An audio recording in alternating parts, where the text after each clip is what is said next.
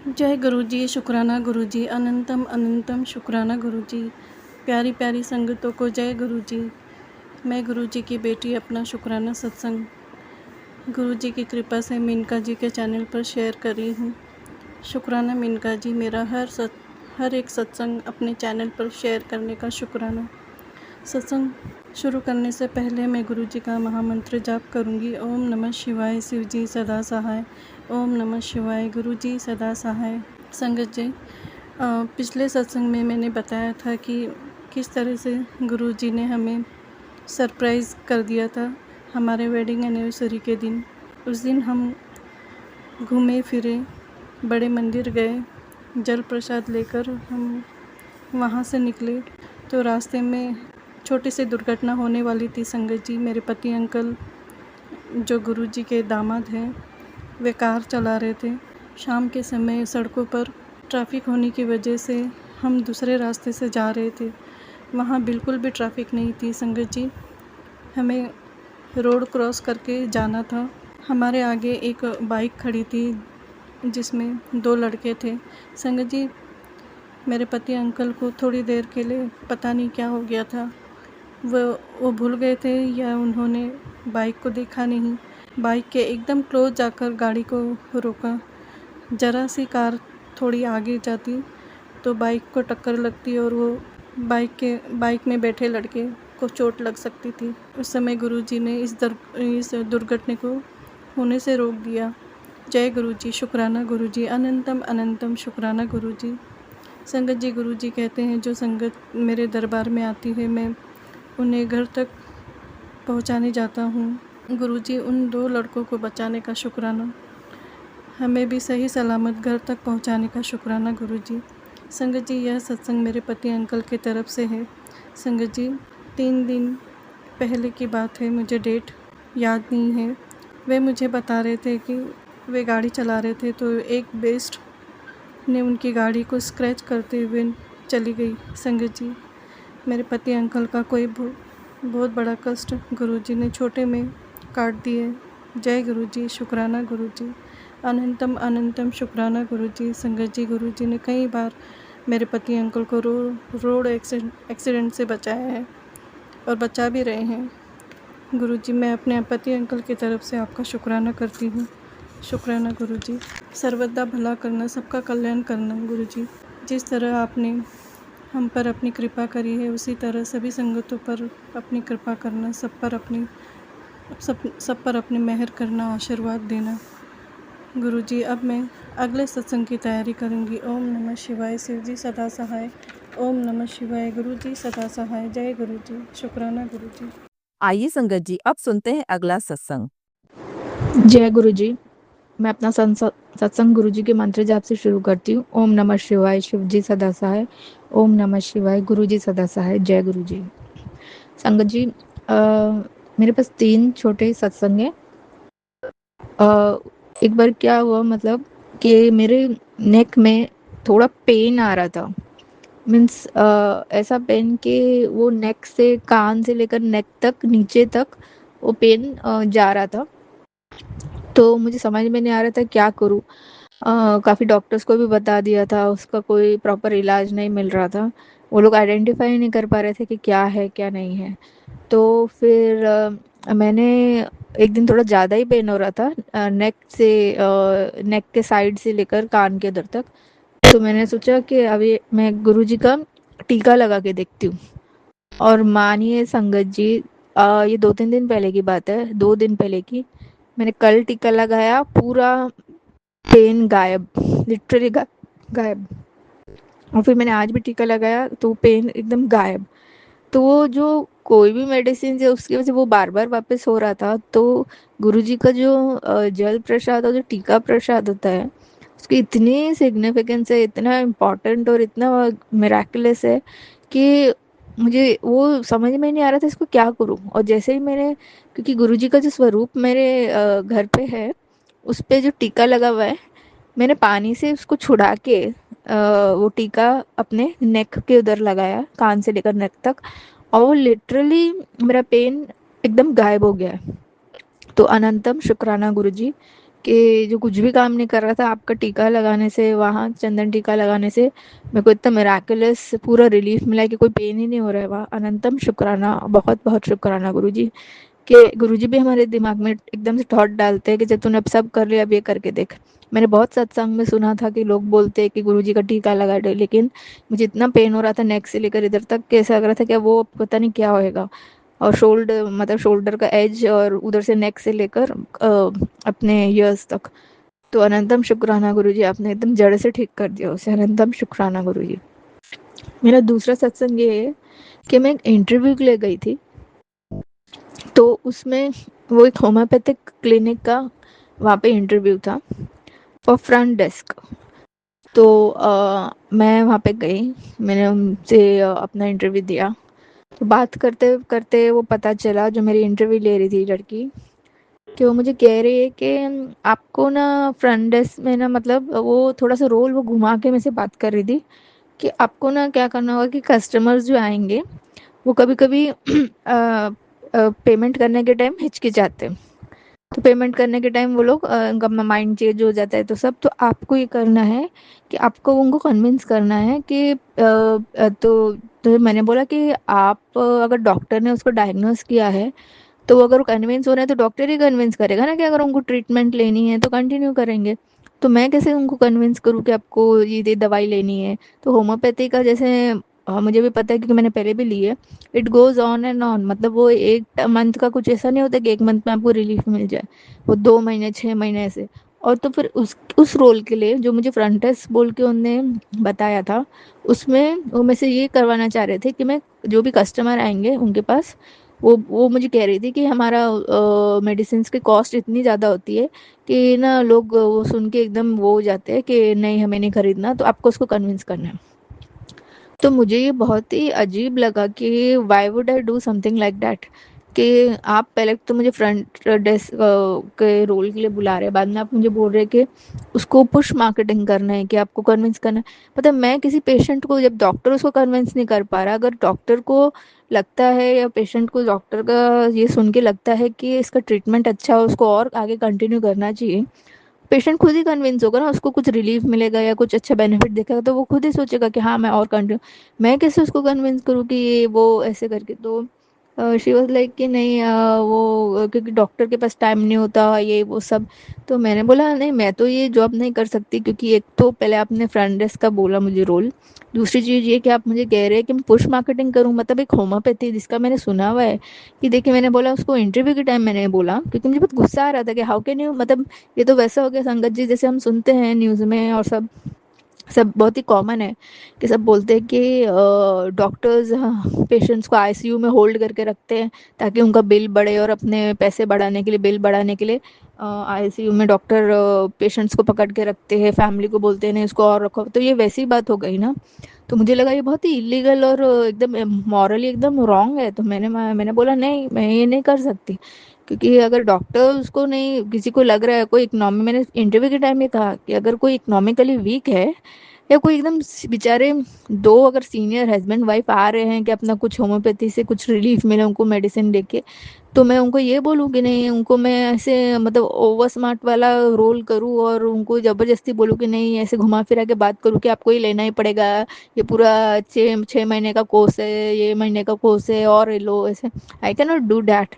तो मैंने बोला इकोनॉमिकली कोई वीक होगा तो कैसे होगा। तो मुझे ये बिल्कुल कन्विंसिंग नहीं लगा, और मुझे नहीं लगा कि मुझे वो करना चाहिए।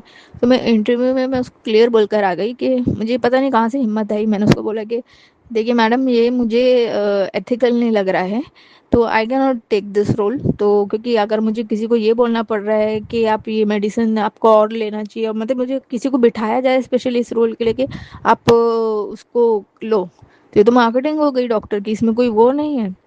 और होम्योपैथी में फिर मैं घर पर आई ये बोलकर, मैं अपने रूम में आके बैठ गई। तो सबसे पहले सत्संग मैंने जो सुना, मैंने यूट्यूब खोला, तो सत्संग में ये था, मतलब होम्योपैथी का सत्संग, जो इतने सत्संग मैंने आज तक सुने हैं उसमें कभी ऐसा ही नहीं हुआ कि होम्योपैथी से रिलेटेड कोई सत्संग आ रहा हो।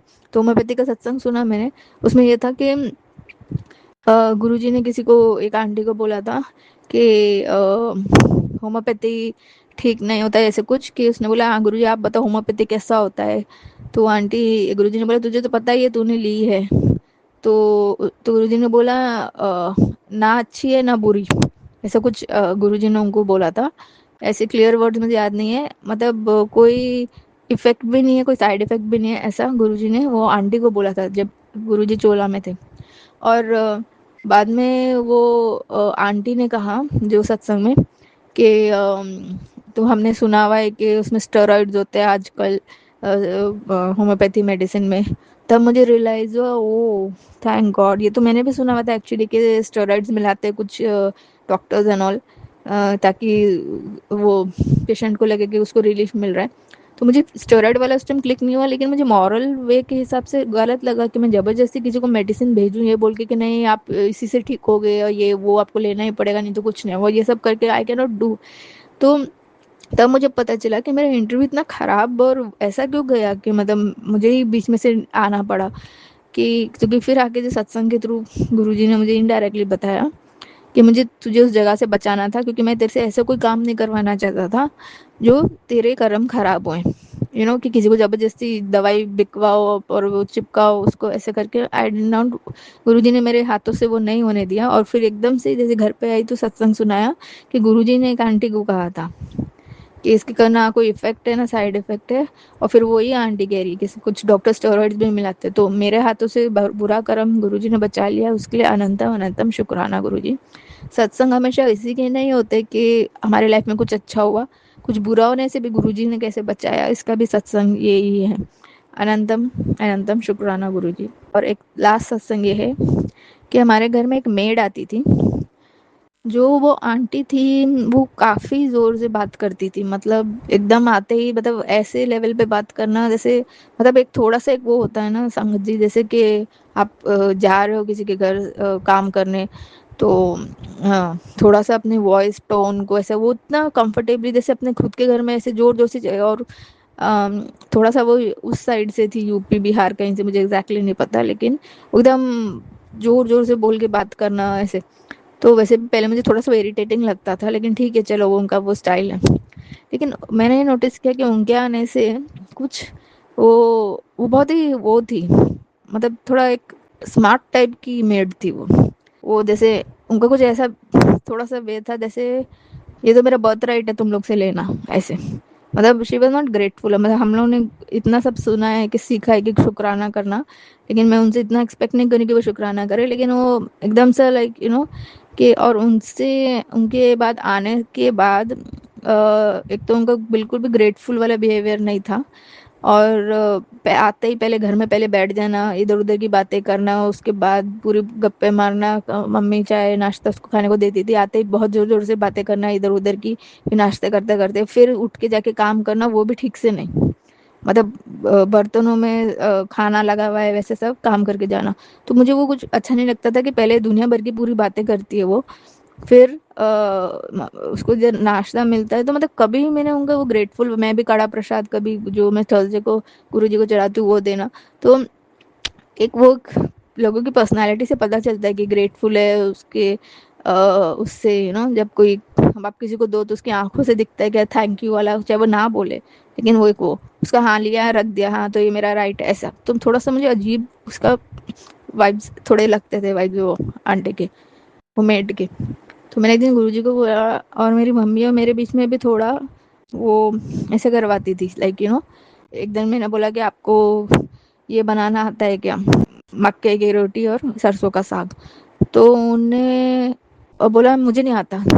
अब वो नॉर्थ इंडिया की है और 100% उनको आता होगा, लेकिन बट उन्होंने मुझे कह दिया कि नहीं मुझे नहीं आता, मम्मी को बुलाओ, मतलब बिफोर टेलिंग मी दिस कि मुझे नहीं आता, वो जल्दी से बोली नहीं मम्मी को बोलो ना, मम्मी को बोलो।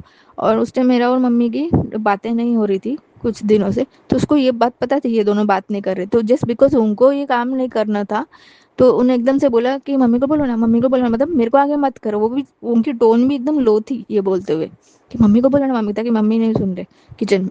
तो I came to know she is very, मतलब वो आंटी जी ऐसी कोई थोड़ी सीधी सीधी टाइप की नहीं है, वो बहुत स्मार्ट है। उनको पता है कि अभी उनकी और मेरी मम्मी की बात नहीं हो रही है, तो उन्हें वहाँ डाइवर्ट कर दिया, क्योंकि चाहे मेरे ऊपर नहीं आए इसको बनाए। तो जबकि इतना सब हम लोग करते थे उनके लिए कि उसको ये दे, उनको ये दे देना, वो दे देना, खाने का सामान दे देना, ये दे देना, रोज का उनको रोज। लेकिन एक बार मैंने बस ये बोला कि आपको मक्के की रोटी सरसों का साग बनाना आता है, तो मम्मी को बोलो ना ऐसे, बिकॉज शी न्यू कि उन दोनों की बात तो हो नहीं रही है, मैं बाद में बोलेंगी मेरे को तो आता ही नहीं है, उन्हें ऐसे बोलती है। तो काफ़ी चीज़ें मुझे उनकी लगी कि ये थोड़ा सा जेन्युइन नहीं है, ये बहुत स्मार्ट है लेडी है।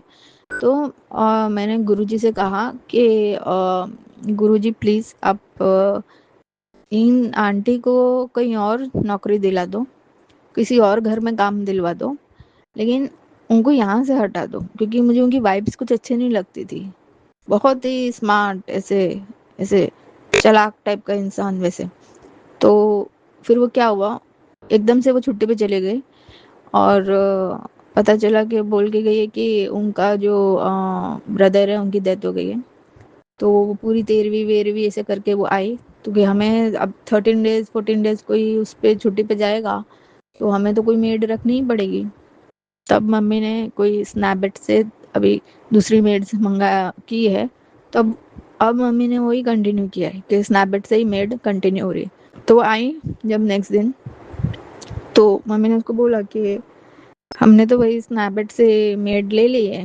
तो क्योंकि वो आंटी कैसा था, मम्मी उनको 2 बार रखती थी, एक तो सुबह और एक शाम को कटिंग वटिंग करने के लिए वेजिटेबल्स। तो शाम के लिए फिर मम्मी ने बोला कि देखो सुबह का तो मैंने स्नैपडील से ये लड़की आके करके जाती है, लेकिन अभी आपको चाहिए तो आप शाम का करो और कटिंग वटिंग करके वो देख लेना, अगर आप वो वाला कर सकते हो काम तो।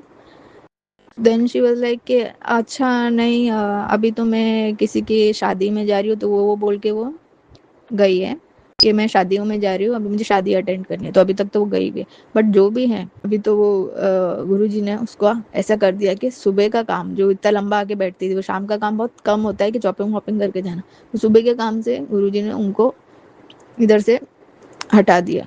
तो वो ही गुरुजी ने सुना मेरी बात, तो उसके लिए अनंतम अनंतम शुक्राना, क्योंकि वो आंटी बहुत ही वाइब्स उनकी अलग थी।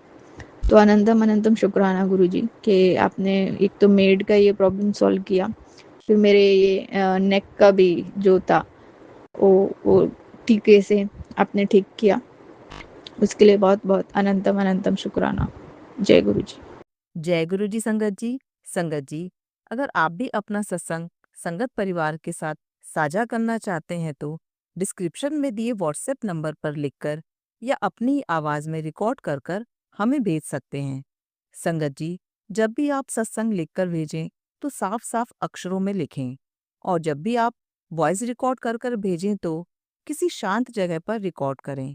संगत जी, आपसे एक विनती है कि सत्संग वीडियो को आगे जरूर शेयर करें, ताकि ज्यादा से ज्यादा संगत परिवार को गुरु जी की ब्लेसिंग मिल सके। ओम नमः शिवाय, शिव जी सदा सहाय। ओम नमः शिवाय, गुरु जी सदा सहाय।